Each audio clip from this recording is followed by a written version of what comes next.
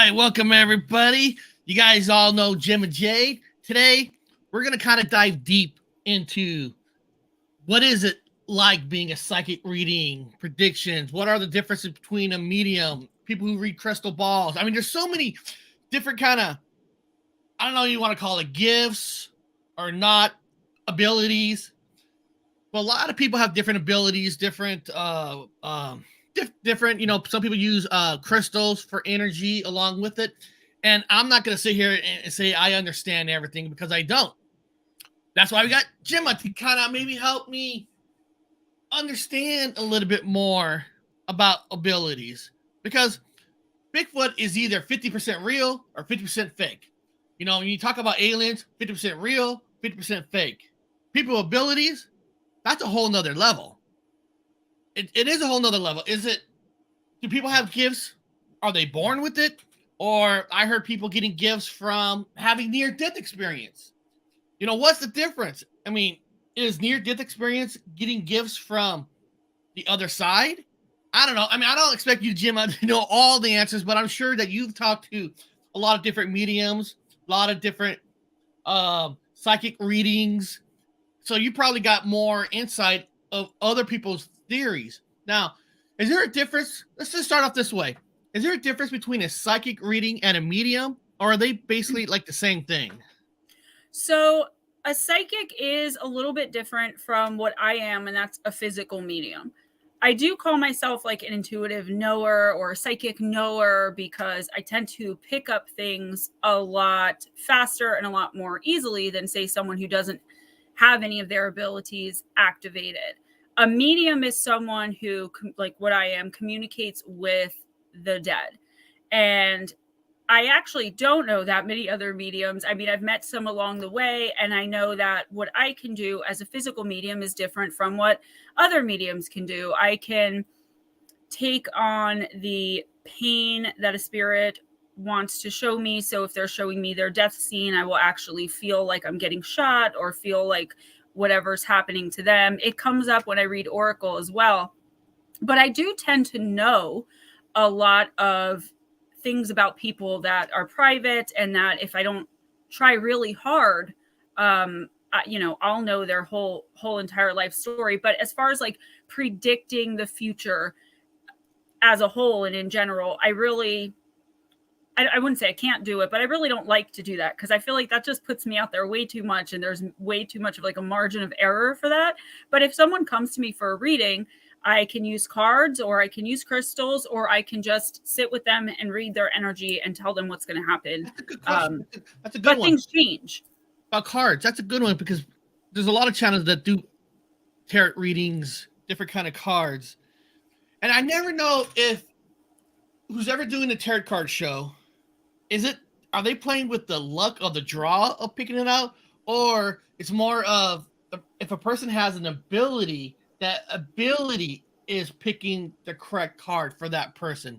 You know what I mean? Or is it like blackjack, just luck of the draw? I feel like it's all about the intention of maybe even the ability of the reader. So for me, I know a lot of people, I do Oracle more than Tarot, which is a little bit different, but it's the same idea. So for me, I can pick up the book and I can read from the book, but I also channel in messages from whoever I'm reading for's spirit team. And I even do that remotely. Whereas each card has a specific meaning. So I've seen a lot of Oracle readers, pick the card, read from the card, and move on. There's no additional information, which means every single person that gets that card gets the exact same message. And For me, I just don't feel like that's possible, that if I use one deck for 30 people and there's 50 cards in the deck and I keep getting repeat cards, that every single person in that stream or in that room or whatever are all going to have the same thing happen. And that's why I think bringing spirit into it and calling spirit into it is very, very important. But I do believe that anybody can do that if they learn. It's a learned thing. You can even learn how to be a medium. You don't have to be born with it like I was. I feel like it takes a tremendous amount of work.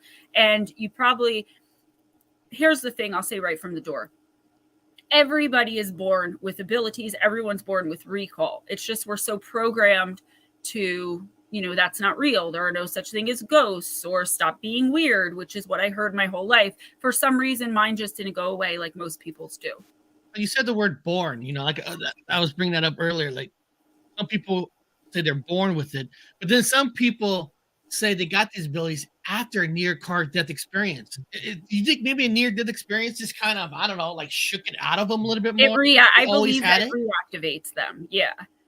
It Oh, reconnects them to source and to spirit, which we're all born connected to. And with that, we are all, I know people don't like this, but we are all one consciousness. We are a collective.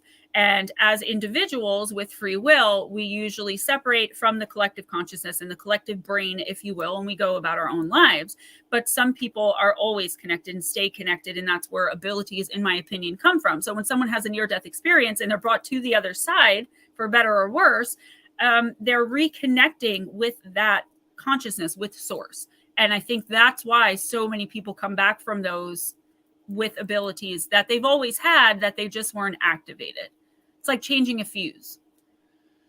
I mean, it is so fascinating because I've heard other whatever they want to call themselves, mediums and stuff, say my kids are born with it now. Like because they have it, Yeah. they have it. But technically, like you're saying, everybody kind of has it. It's just some people are more in tune with it.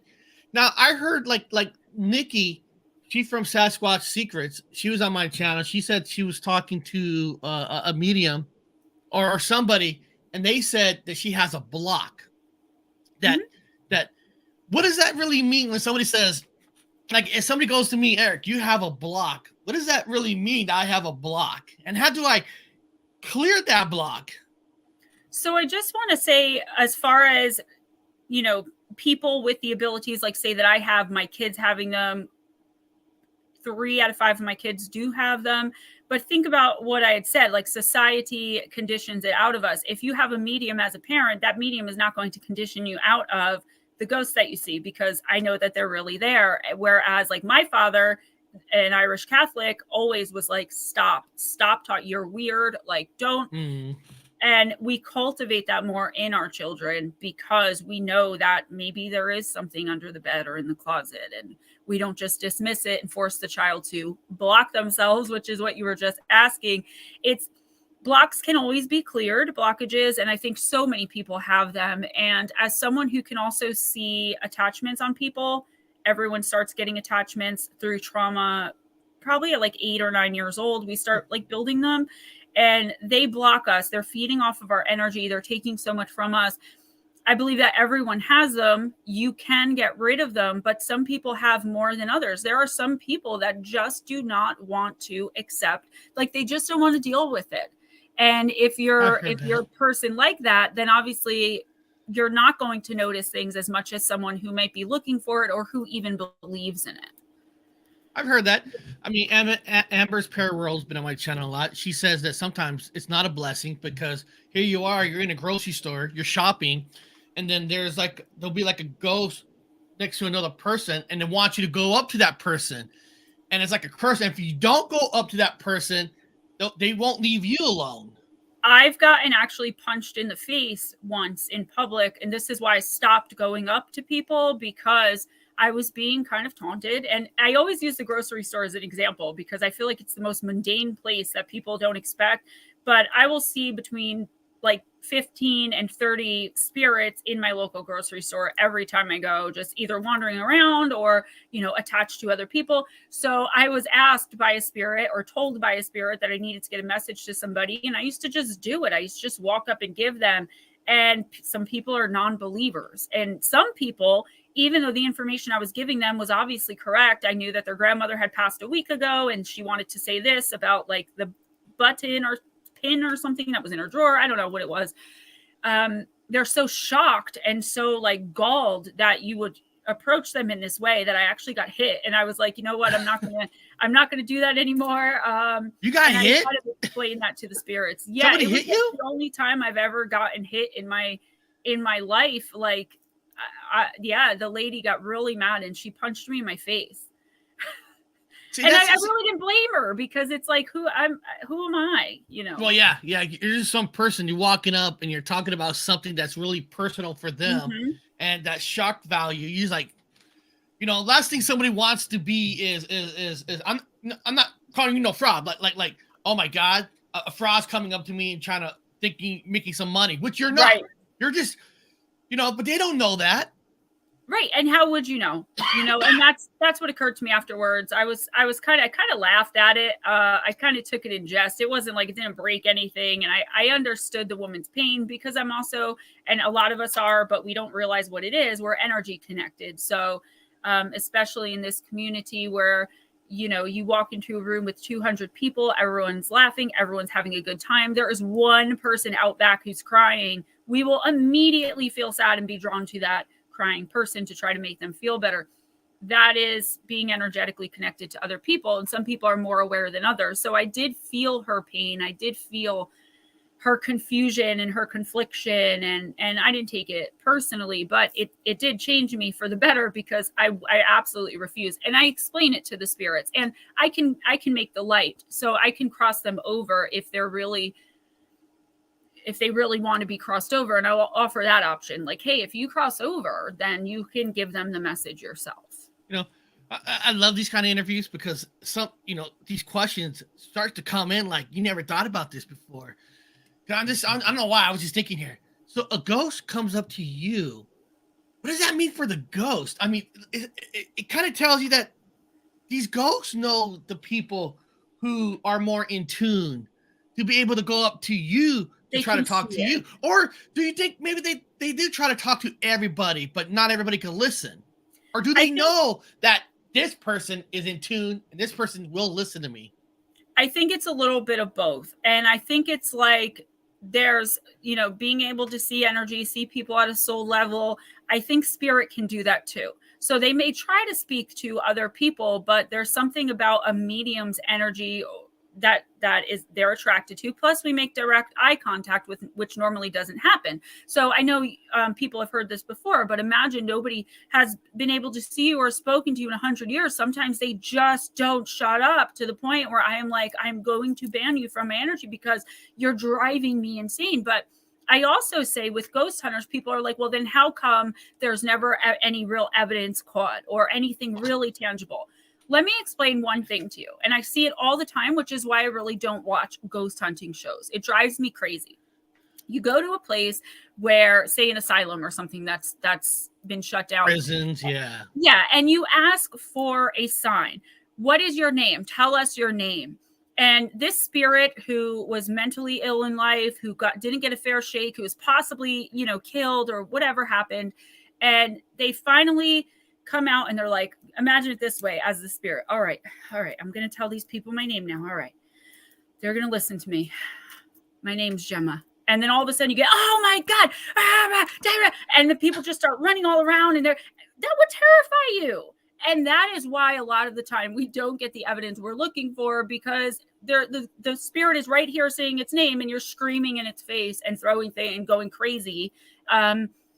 Like a lunatic, and that's how they act. And I think that's a lot of the reason that really pushes the spirits off, where they're like, whoa, well, that didn't work out, and they just leave, or they get angry. Yeah.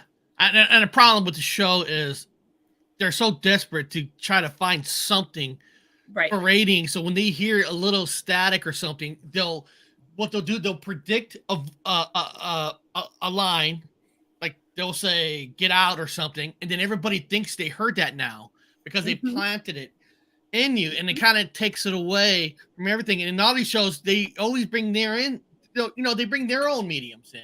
And I'm not there to say the mediums on these shows are not real or not. I don't know how they get chosen. I don't know if you take a quiz or a pop quiz, like if I'm a studio, how do I know what medium is more real for my show? I don't know how that works. I don't either. But that's my ultimate goal I don't know if I want my own show, but like to be on a show, even if it's not like a medium capacity, because there are a lot of other things I can do that I'm more comfortable with. I don't even like, I'll do oracle readings for people. I'll do energy work for people. I'll do attachment removal for people. But I really don't like channeling loved ones because I just kind of am getting into it, right? In the past 3.5 years, I came out of addiction. I finally accepted that I'm going to have to work with this stuff because it's not going anywhere. And it really took me down a bad road trying to ignore it, right? But I'm so scared that like I'm going to say the wrong thing. Or I remember one time I tried to do it for someone and I said, I see them, they're wearing a pink shirt, and they freaked out. They're like, the shirt was purple, so you're a liar. And it's like the difference between the pink and the purple. It's like little things like that that always make me like very nervous. I'm still coming into that aspect of my ability. I'm always thinking this. So, like I said, a TV show, there'd be 4, 6, 7 of them. I don't know how many people are on a team. But if you go onto a team with a paranormal investigation team, doesn't matter if it's a TV show or not, does it make a difference? Like if you go into a place and they want you to channel the dead, but you're walking in there with 5, 7 people, well, would that really technically like scare off the ghost to talk to you because there's too many people, there's too many cameras? I would think you would get more contact if you went into a place all by yourself, not with the group. I don't know I don't know if you feed off other people's energy, but what if the group you're going in there don't have the same kind of energy, really? They're just actors. You know what I mean? It honestly depends on the place, but more often than not, like when I do walkthroughs, like when I'm called and someone thinks they have a haunting or something going on, I do go by myself. I prefer to go by myself. But it really depends on the place. If you're in a place that, has been there since the 1700s and it used to be a brothel and a gambling house and they had illegal liquor or whatever happened in this place, and they see all of this technology, a lot of the times is what scares them off as well. So the more people, the more cameras, the more either protective they become of the environment, and there's a lot that goes into it too. I tell people, even just with Wednesday nights, reading Oracle on my channel for a few hours, I tell people all the time, it's not that I'm ignoring you. It's that there's so much going on. I'm telling people that they're not supposed to be here. I'm telling people, wait their turn, get in a line. Okay, you over there, what are you doing here? Stop touching me. And it's all going on while I'm reading from the cards, talking to the chat. And that's kind of what it's like going into a place. I've never been a part of a paranormal investigative team, but I would always love to do that, but I've never actually done it. But there's so much, like sometimes you'll get a really cool dead person that's willing to walk you around and tell you about all the different dead people and all of the things that happen. But most of the time they're just very protective. They don't understand what's going on and they see all of the equipment. I've noticed that the equipment is the biggest issue for the spirits, which poses the biggest issue for the investigators because they need that equipment to get it. It's like a big circle. Yeah, I say forget these paranormal teams. I never get invited. They never let me join their teams. Can I join? We'll have a day. Don't worry, Eric. Screw them all. But let's go back to the beginning now. I want to have fun. Like the first time. I don't know. See, I don't know what you would feel like the first time you notice something. I'm not saying it's off, but something like, am I talking to a dead person? Like what was that like? And you know what I mean? Like, did it took you years to understand some of these abilities? You know what I mean? Like what was it like the first time you realized something is different, or you're more in tune? I was a kid talking to the other little kids that weren't there, quote unquote, in preschool and kindergarten. And, they were calling my parents in all the time. But there was this moment of clarity that I had when I was maybe 12 or 13 years old. I thought that everybody was able to do this, but it was just something that nobody talked about because I was always told, like, don't talk about that. Don't mention that, don't be quiet, Gemma. So I thought that this was the case with everybody, but there was this moment of clarity. I watched, I think it was like The Craft or so. I was watching some movie about witchcraft. The Craft, yep. With some friends of mine. And I remember saying, that's not even how it really worked. And I remember my friends were like, what are you talking about? And I was like, you guys know. And like, I kind of ended the conversation there. But then I remember asking my guides at the end of that, like, what was that all about? And then that's when it was kind of explained to me of what I was able to do and what was different. I had no idea. When my grandfather showed up at my 4th birthday party and he died when I was 3 months old, I thought that everybody could see him. I really didn't understand. I just thought people weren't talking about it. I there's something you said in there that makes me believe you more than other people, because there were so many years that I was actually I was over 70% deaf for years. Went to school with this. Went to school until they sent me to another school because they thought there was something wrong with me. But a teacher learned that we need to check his ears. They learned that I was 70% deaf. And I remember somebody asked me, Oh, Eric, deaf. I thought you were saying death. I no, was like, deaf. And why I'm bringing okay. this up is people are like, Eric, how come you never told anybody that you couldn't really hear them? Because I didn't know this was different. You know what I mean? I mean, there you has to be hear that some moment for somebody. way. How do I know that I am deafer than other people? I mean, everything seems just normal every day. People in my house were all men because there's no mom, so everybody talked loud. Oh my God, me too. But you know what I mean? Yeah. You don't know it's normal, and people like surprised. Like, so for you talking in this, I can see where you thought it was normal. I thought I was getting in trouble for doing it in front of people. Like when I was a little kid, I thought my parents were getting called to school not because I was talking to the corner and it looked like no one was there. I thought it was because I wasn't supposed to be doing that in public. I didn't understand that. It just, and like you said, how would you know until you're told? You wouldn't. You don't know. Just like we grew up, our parents are not parent told us, Bigfoot's real and all that, and we thought it was real. I know he's real because we had an encounter. Then you go to school, you found out everybody thinks it's a folklore story. You're like, legend. Yeah. And somebody goes, well, how do you believe that Bigfoot was real? First of all, if I at the time we didn't say we saw him, we did, but like, well, how did you believe that Santa Claus was real growing up?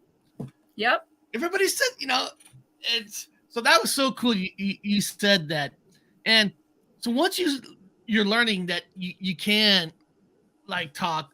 When was it when you not use it like you're using it to help like did you ever notice when you can help a spirit to reach the other side? You always hear there's a light and you're helping them get to the light. Well, first question is, can you see that light, and how do you steer a ghost to go to that light? I want to know, because if I go on an investigation somehow if I get lucky and talk to a ghost, I want to steer him to the light. Do you see this light for them, or how do you know if a ghost needs to go to the light? So first of all, if they're still here, they should be crossed over, but you can't force them. A lot of them, people say unfinished business. That is usually, it's not always the case, but a lot of the times that is the reason they're here, or they died so quickly and so tragically and unexpectedly. Here's the thing, and I know people, again, you can disagree with me, but I know what I know because of my own experiences, and I never judge anyone. I don't care if you believe me or not. I still love you, and I still appreciate you listening with an open mind. So I will preface all of this with that. The light will stay till usually right after the funeral, when the family is able to say goodbye. Okay, that's usually how long the light will stay, or around 72 to 78 hours. The first time I ever saw it was the first funeral I ever went to when I was a little girl, and I saw the person that was in the big box standing at the bottom of the big box. A person who you hold a funeral for them, they will be standing at the bottom of the coffin no matter what for the majority of the funeral, and normally I would see them walk into the light. Now, I didn't know that I was able to help. It got to the point in high school where I would think that, high school, I was a teenager with hormones, and I had my first kid at 16. So I was especially, crazy. And I would think like, man, that girl's a real B word. I hope something happens to her. And the next thing I know, she's like dropped during a cheerleading accident and breaks her face or something. So I started getting really scared of it. And then I started being rejected by people that I thought were my best friends. And then I started being rejected and called crazy by my kid's father. And then, so finally I just stopped. I completely ignored it all. I found ways, and it was like having a constant migraine headache for so many years. And that's why I ended up turning to drugs and everything. But I came out of that 4.5 years ago. And for 3.5 years, I've been basically on YouTube, working in my community, working with others that are like me, and trying to help with it. So that's when that started. And I realized fairly quickly that I'm able to make the light. So what I will try to do is gently coax the spirit. A lot of people believe in hell, and I know it gets controversial, but again, guys, I appreciate you hearing me out no matter what you believe. There's a hell when you believe that's where you're going, and you will only go there until you realize it's your own creation. Okay. It's not the fire and brimstone. So, there was someone in my family I mention all the time who we found out after he died, he had killed like 3 people on purpose, but the light still went to him. Okay. And some people are like, well, the light's an elevator, it goes up or down. No, it doesn't. Okay. So there are penalties that you have to face, but so I realized that I can make this light. So I try to coax them and I try to tell them, look, you're going to be okay. Most of what you do in life, even though you have free will, if you do something so significant, it's actually more than likely a part of your contract. So you're not going to be punished for something that you were contracted to come here and accomplish.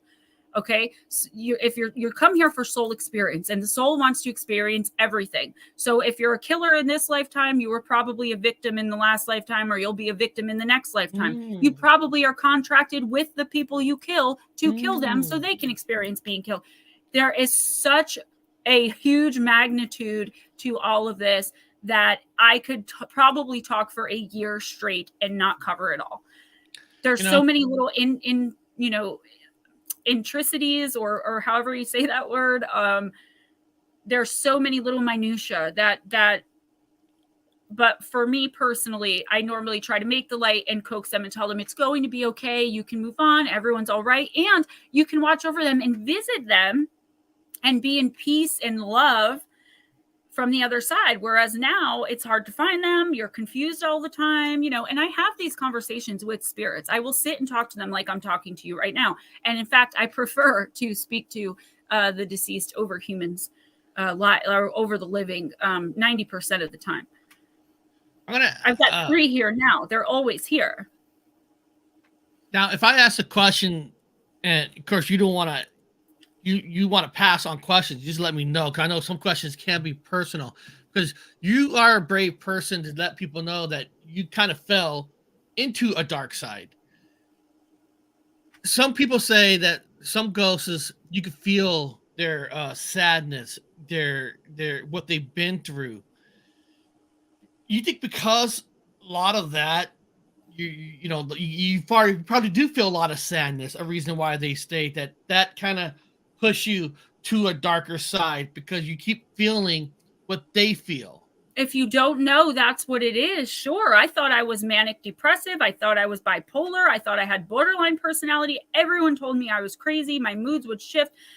And I didn't understand it, but that is exactly it. And a lot of us pick that stuff up and we don't even know that that's what's happening. And I would never discount mental illness, guys. I'm lucky I don't have any, but I would never discount it. But when I say that mental illness and even physical sickness are all symptoms of spiritual illness and sickness, I mean it from the bottom of my heart. If we can become spiritually aligned, spiritually in touch, and spiritually in tune, I think so much of it would just go away without medication. And you probably learn, I'm not saying learnability, but kind of recognizing more, maybe when a feeling that you have might not be your own. It might be some spirit using your energy. I can pick that up now right away. But it took time and it took learning. Because you didn't know how that felt. No, I didn't. And like I said, I thought that I always had always very insecure, very low self-esteem, because I always thought there was something wrong with me. Like, why do I think these crazy things? I remember I told a boyfriend one time, he's like, what's the craziest thought you ever had? I'm like, I don't know. I'm like, but when I used to go to that park in Ridgewood by where I live in New Jersey, where I used to live, I'd be like, I used to constantly think of like running up to people and just hitting them with axes. I'm like, and I told him, and he's like, you're a psycho. And he broke up with me. But it turns out there was a murder that took place in an apartment near that park. In that way, somebody took an axe to a bunch of the residents of the building. I didn't know that. I was picking that up. But could you imagine? So what I tell people to do, if I mention this all the time on Wednesday nights, how do you tell the difference between your thought? Because I can hear spirit speaking outside of me because I see them. It's like talking to another person. They are as there as you are, or as, my husband is when he's in the room with me.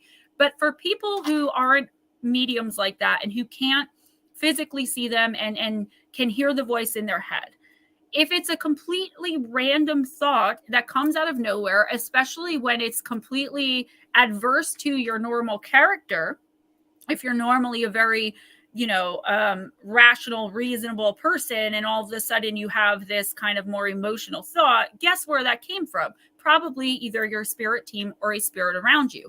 And I tell people too, if you want to ask questions, how do you know? You can ask questions out loud to spirit. A lot of people do. They're like, why did you leave me? Are you okay? Whatever you want to know, you can get answered, and I'll tell you how.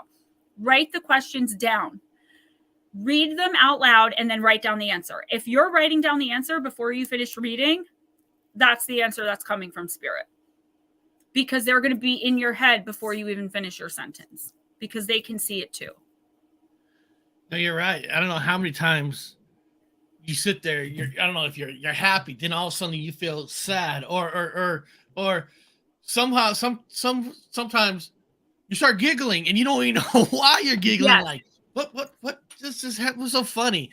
And sometimes, like you said, thoughts will just come in out of nowhere. And I never really thought about it.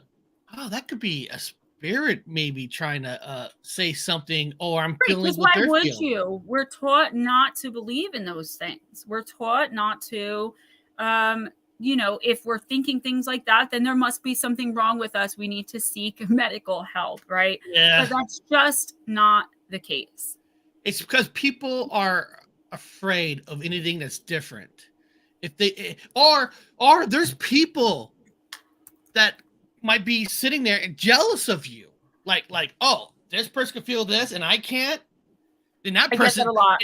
And they make up like, oh, you must be a witch, you must worship the devil, and it's more of the stigma of witch, right? Because I am a natural witch, but I don't say that.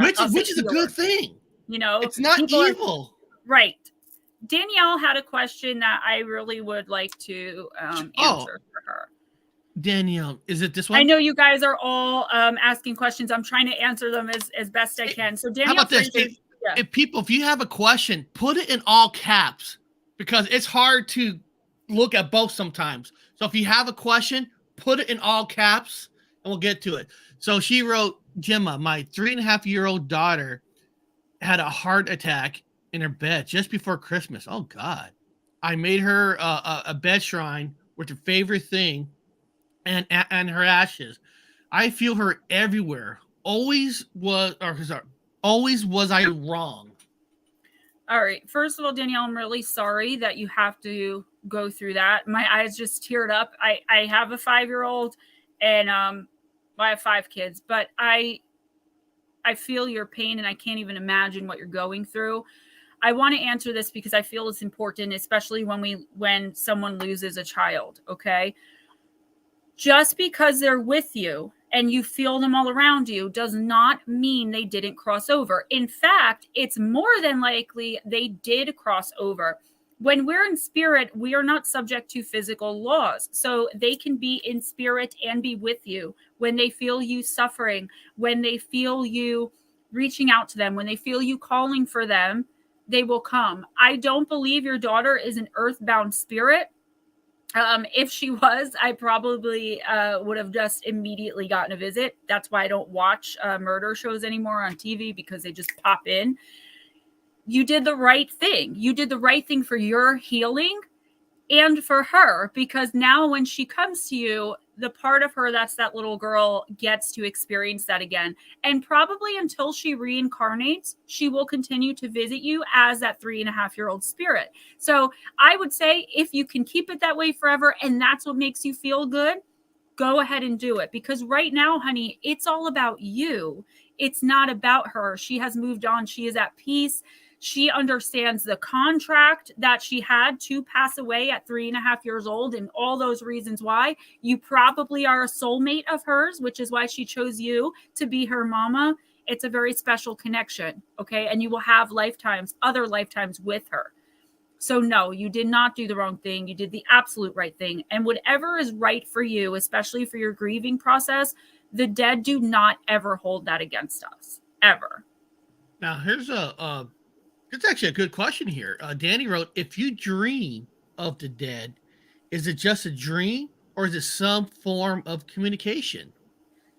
So, okay, most of the time it's a form of communication, but I'll also say that most of the time you're not going to remember what was said.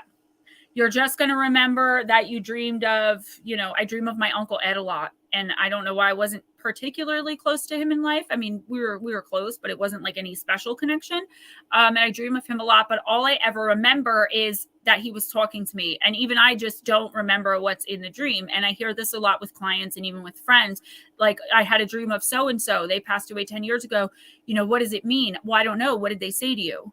More than likely, you can't remember. If you do remember, take that message very, very seriously. A lot of the time when they come to you in your dreams and you don't remember what they're saying, they're really just telling you they're okay. They're proud of you. All of the great things that we as human beings need to hear, which is why we can't remember it. We'll end up feeling it.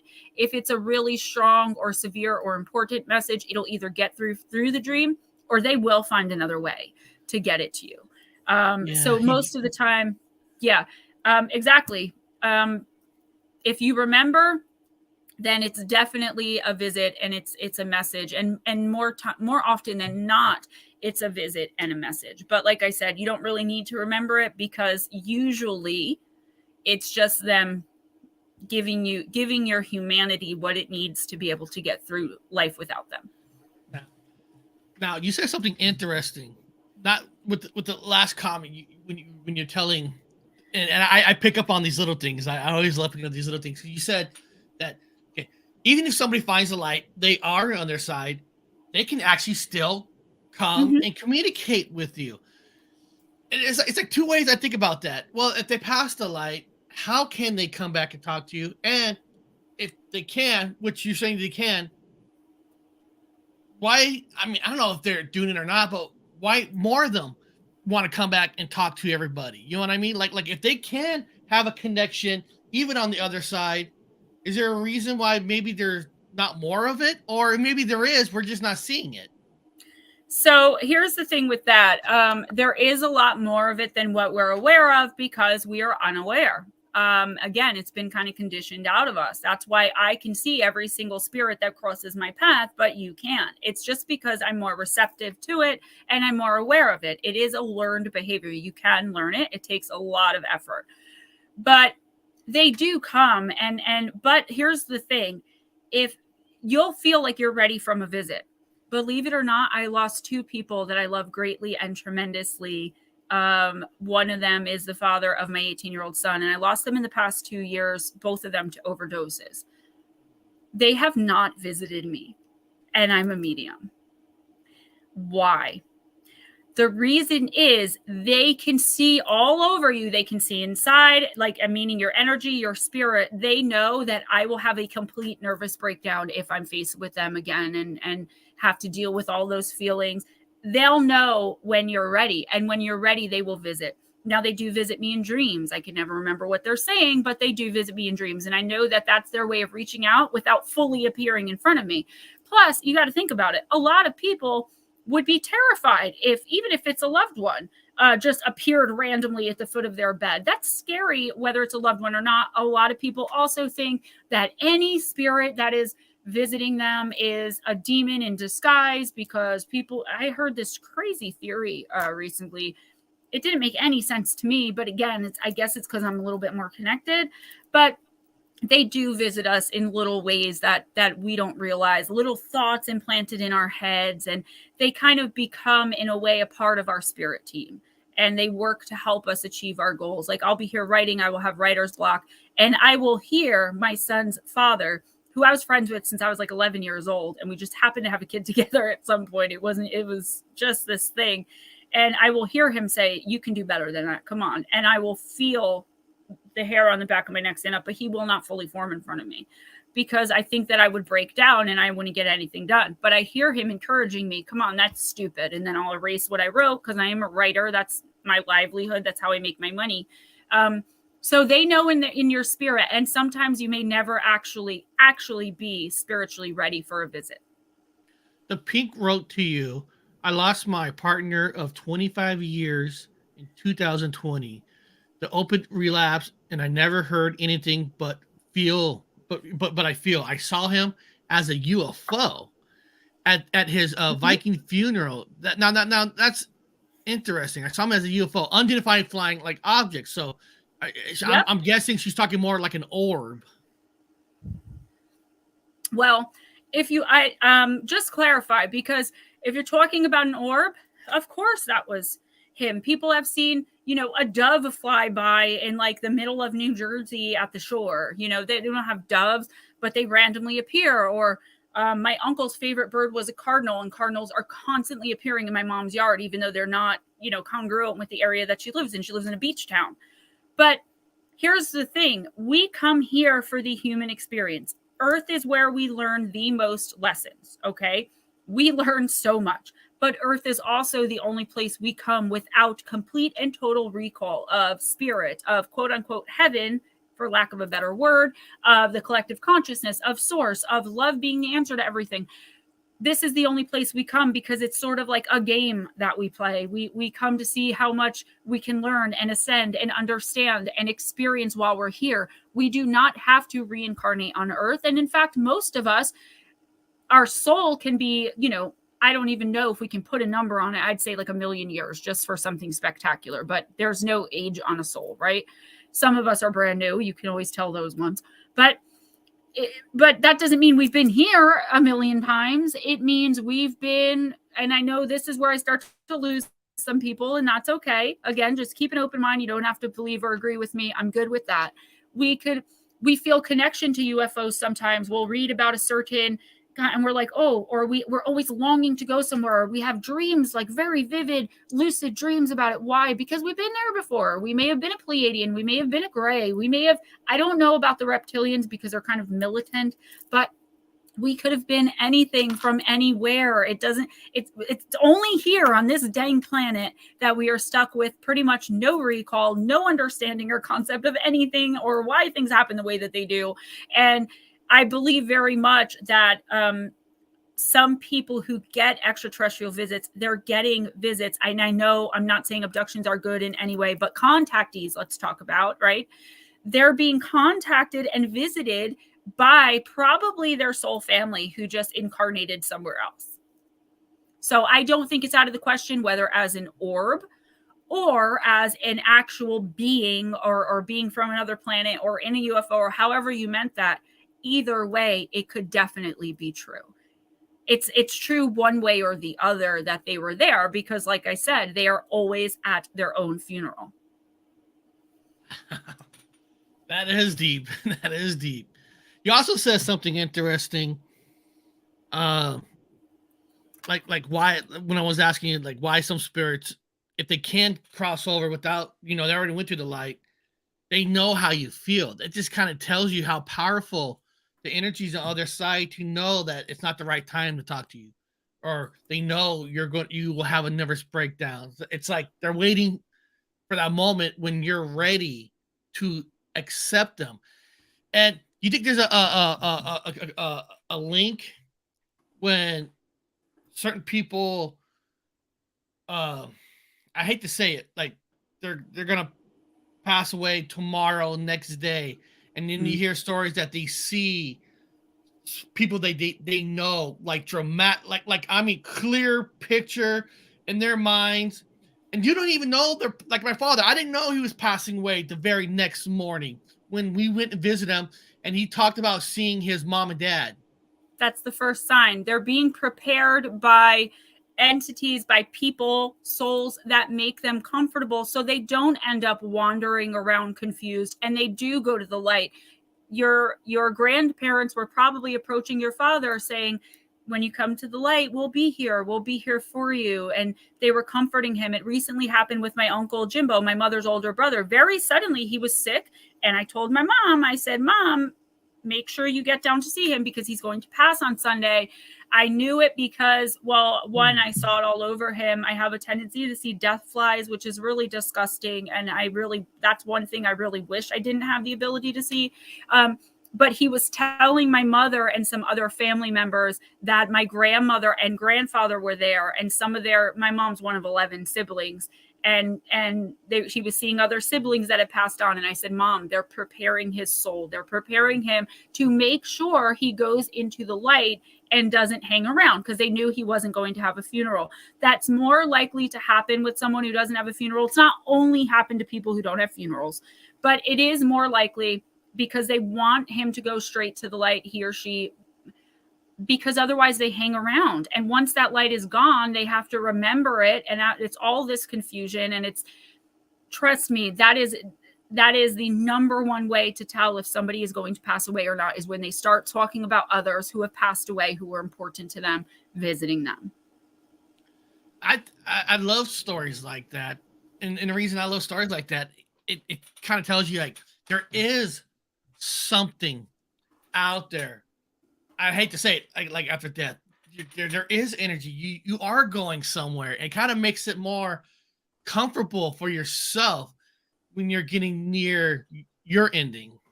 You know what I mean? Like Yes. There's something there through people's stories. You believe like it's gonna sound strange. Okay. Like I said, my brother and I, when our father did pass away, and you look at nature, you look at surroundings, like it's just weird that, it'd be raining. Then while we do our speech, it's clear. The sun's out.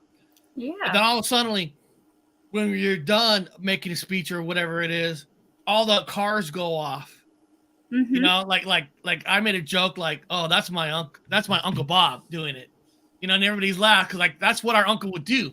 Then you get in the car, Yes. Then it's like pouring down rain, and you're asking yourself, is there an energy thing? Because how did everything just line up so perfectly? Like, how come it didn't rain? I mean, Gemma, it held rain when we got in the car, not while we were standing outside. Is there that much power into the other side to maybe create that kind of an atmosphere? Absolutely, there's that much power. Amazing. We're talking about heaven and galaxies and universes and a collective consciousness of pure love and light and nothing else. I always tell people, if you don't listen to a word I say and all you hear is blah, blah, blah, blah, blah, which some people do when I'm talking, but listen to me when I tell you 100% in all honesty from the bottom of my heart, love is the key to everything. Love is the key to spiritual ascension. Love is the key to living a good life. Love is the key to, love is the key to everything. There's not even anything that love doesn't significantly touch and change for the better. It's about loving one another, loving ourselves, it's love, love, love, love, love. It's the key. It's the answer to everything. Spirit can get involved, and they often do when they're asked. The problem is people don't see it because it doesn't happen in a way that they're expecting. So it's like, can you please come and help me? I'm scared.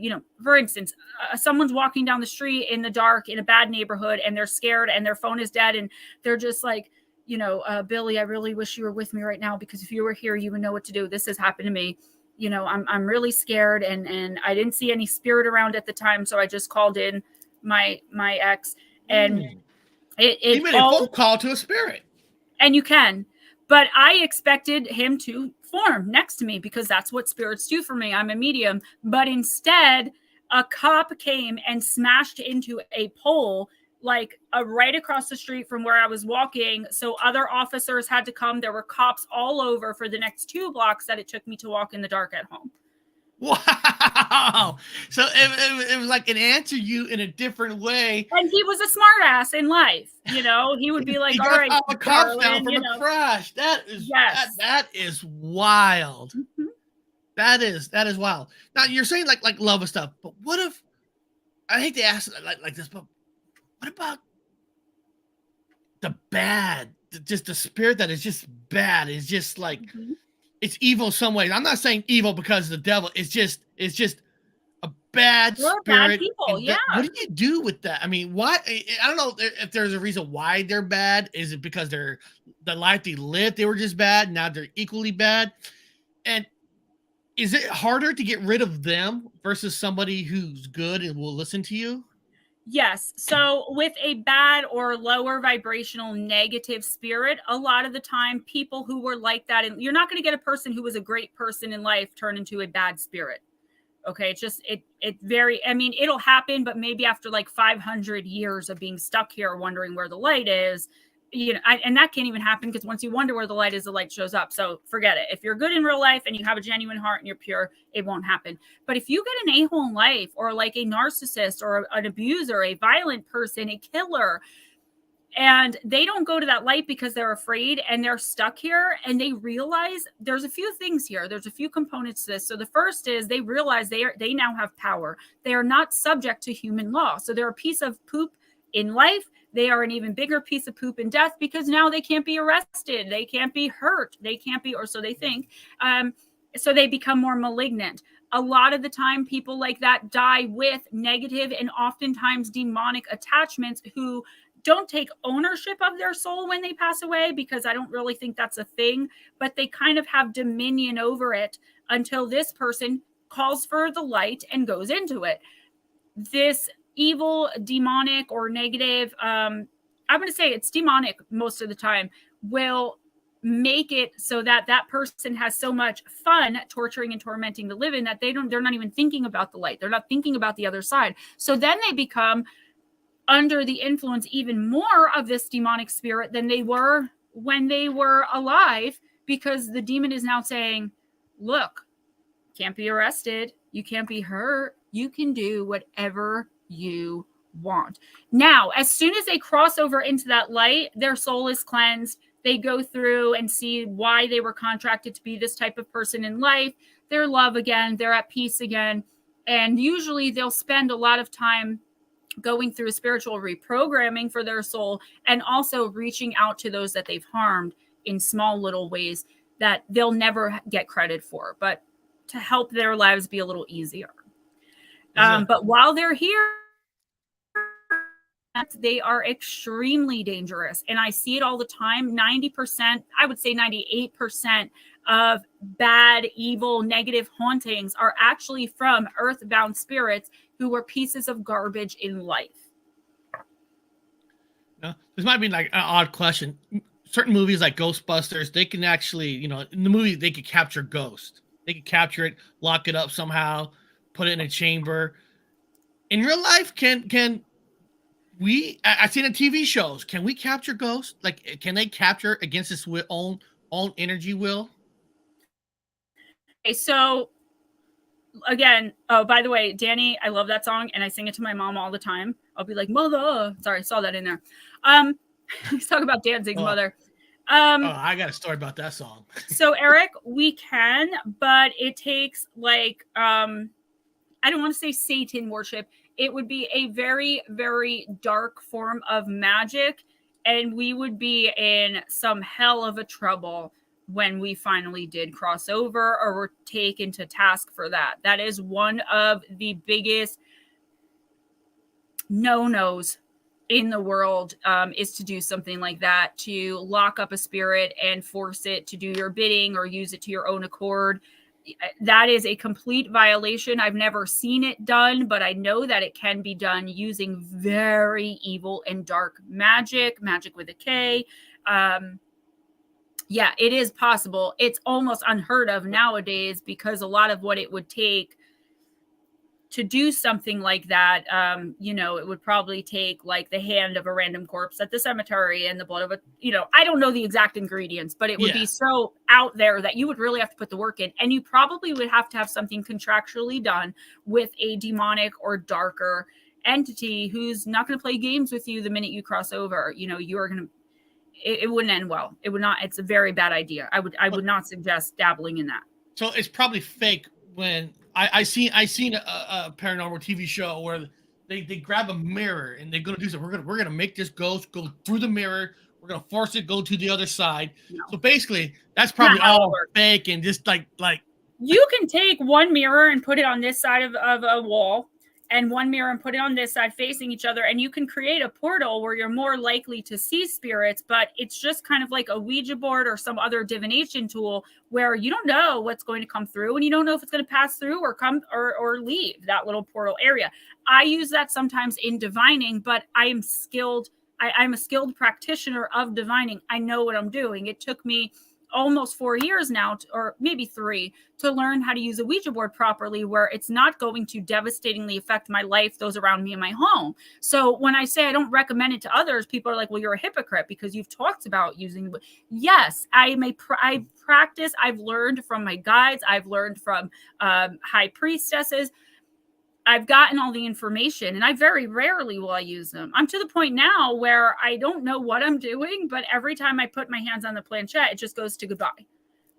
Like they want nothing to do with me. And that's how I know the energy surrounding the particular board I have is negative, because they know they can't penetrate me, my home, the protections I have here, or touch anyone in the home. So they want nothing to do with me.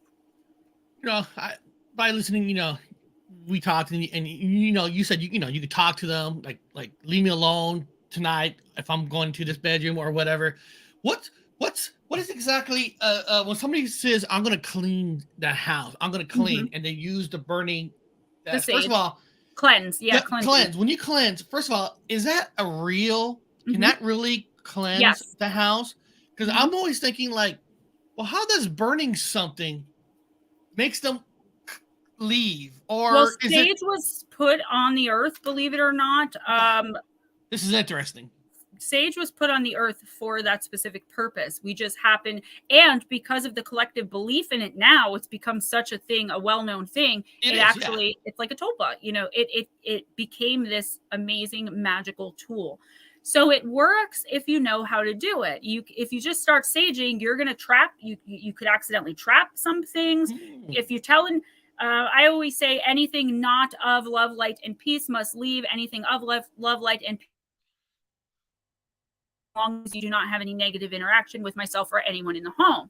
But you also have to remember to leave windows and doors open, because if you're telling spirit to leave and you have nowhere for them to exit, it just confuses them. And that's usually when the really negative activity will start. Also, if you don't use the right type of sage for the type of cleansing you're trying to do, I mean, it's a learned thing.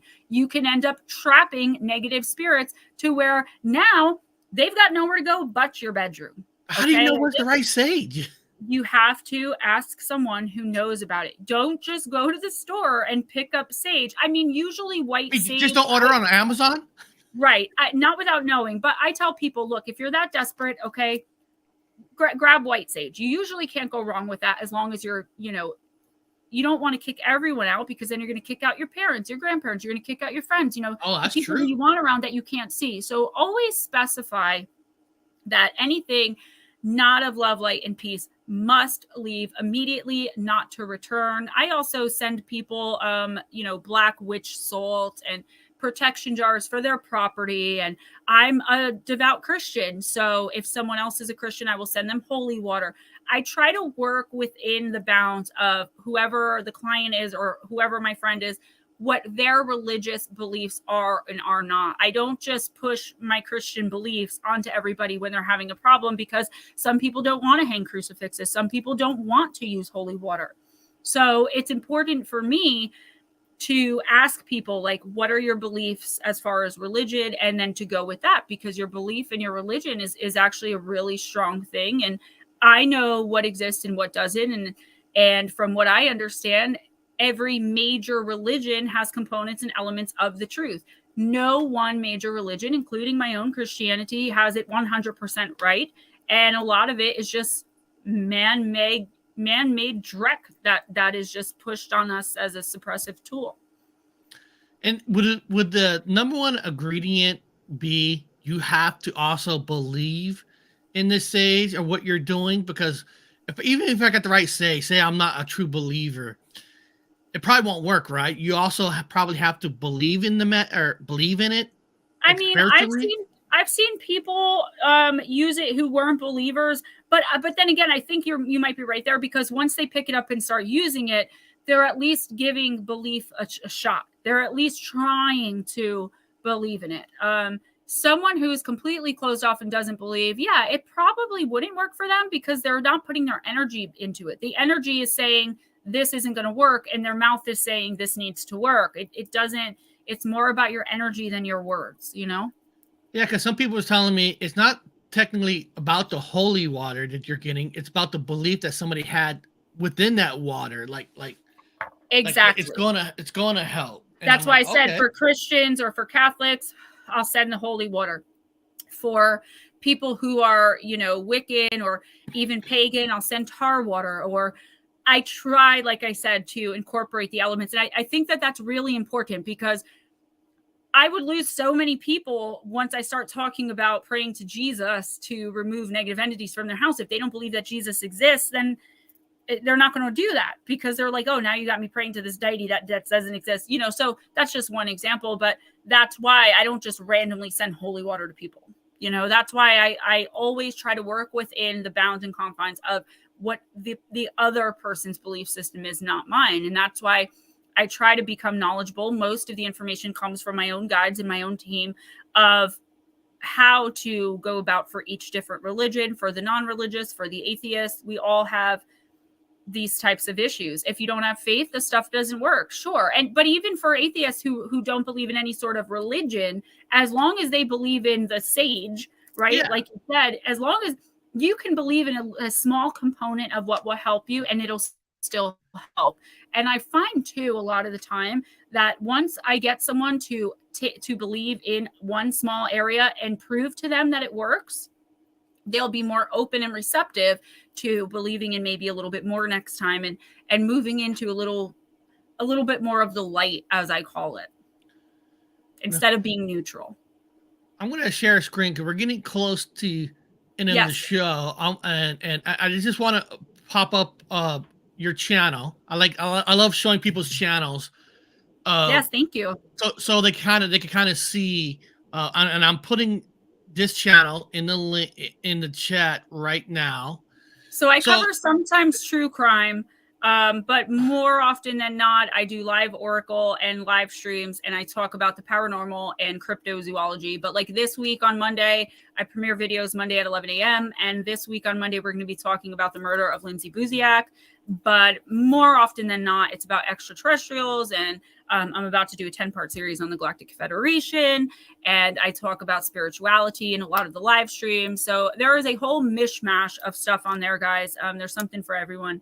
And there really is. There really is. I cover because I just, you know, I want to make everyone feel welcome. And I just have all this knowledge and all of these things I want to learn about. I've got 3 books out. One is called Missing the Faith Theory. It's about how the fairies could have something to do with the missing 411 stuff. They like a small part of it. I have Encounters with Evil, 101 True and Terrifying Stories. A lot of those are from my life as a medium. Some of them are famous cases. I just released a book called Shadow Entities, Sleep Paralysis and Beyond, which covers shadow entities, which is something that everyone's talking about, but nobody's writing books about. So I covered that. And I'm almost done. It's going to be released probably in the next few months with a book called Danger at Your Doorstep, Information and Encounters with the Black-Eyed Kids. I mean, you have a lot of great stuff. And like you said, there is so many different things. Like sometimes on a weekend, Ghost Dragon is on there, and we'll be talking about a movie. I mean, Lara goes on and talks about spirits, good spirit, I have having fun. Several videos from the beginning when I started my channel on addiction and recovery. So there is a lot. There is a lot on there. Is Paranormal Pixie like does she have? I see she's on there a lot too. Conversations with Lara. Does she have a certain day with you, or it's just when she's available? No, on Thursday nights. So twice a month, so every other week, it's myself, Ghost Dragon CW, and Miss Lara, and we do chillax and chat, and that's at 8 p.m. Eastern on Thursdays. On the weeks in between at 8 p.m. Eastern on Thursdays, it's Conversations with Lara, the Paranormal Pixie Hour, but she can go for more than an hour. She has full reign. And then Wednesday nights is the big one that is live intuitive oracle. I start between 7 and 7:15 p.m. Eastern time, and for 3.5 to 4 hours, I usually go to 11:30 at the latest, and I pull one random card from a random deck that your team picks. ask for a donation, but some people don't have it, and you can come in and get a card pulled for free. No big deal. And we just hang out, and I just tell you what your next week or two is going to be like. We talk about spirituality. I ramble on about what happened to me during the week, and we just have a really great time. That is my favorite stream in the world. And then every other Monday at 12 noon, Ghost Dragons and I do afternoon talk, TAWLK, because everyone makes fun of my Jersey accent. And Friday and Saturday nights at midnight, it's the Dragon's Den, and it's Ghost Dragons EW at midnight, and he goes for as long as he wants, and they talk about movies and video games and spirituality. And I'm telling you guys, there's something for everyone on my channel. There really is. I mean, I don't. Something like, wow, this became a movie review channel right now. it's just fun, but that's good vibes, good energy. It's what we need in life. But sometimes life is hard. Every day is hard. Paying our taxes, going to work, hearing this, you have kids. I mean, life is so stressful. Yes. If it's just an hour, 2 hours to get away from everything, that's what we want to do. And God damn it, Gemma, man, I have so much fun. I mean, we could go hours, but I appreciate you telling us deep, because we still haven't gotten into some things that I was going to talk about, but we could do a part 2 later on, because I want to know about how can crystals increase. Can crystals increase power? You know what I mean? There's so much, there's people with the crystal balls. Does that work? Who a good person you should, I don't want to tell you who to have on your channel, but would be really good at discussing that type of stuff? Lara. Lara would be a great guest. She's an energy healer. She knows a lot about crystals and how to use them properly. And she talks about it a lot on my channel, but I think she would be a great guest. Yeah, because crystals crystals is not another level, but I hear a lot of people using crystals to enhance energy. There's so many different kind of crystals. Yes. It's just like, what kind of crystal do I need to buy if I want? You know what I mean? There's just so much information. I could definitely come on and talk to you about whatever you want, but if you're interested, I would say Lara would be a good candidate for that one, because or both of you, get both of you or on. Both of us. Yeah, more opinions, the better. Guys, beyond that, I want to thank everybody who's here in the comments. I mean, everybody was first class. I love the questions that people ask, and I just saw, and I appreciate yourself and people in the chat that says some things that are personal, that you know what I mean? I mean, that's, I don't try to get that out of people. I don't for it, but it just makes me feel good that I know that when they're bringing something out, it's a way for them to release some stress and make trust themselves you feel enough better. to put it out there. So I always really commend people on that as well. So beyond that, I want to thank this Thursday, people on my channel at 9 a.m. Pacific time, Exploring Harley is coming on. And we're going to be talking to Exploring Harley on when everything that he does when he goes on a paranormal investigation. Like how does he pick a place? Does he study? What equipment? What does he do to try to talk to the other side? Exploring Harley's a real investigator, not a TV show. He's a real person that does real investigations, and I want to break down on how he does it, And so beyond that, everybody have a good week. Not good week, 'cause I'm going to see you on Thursday.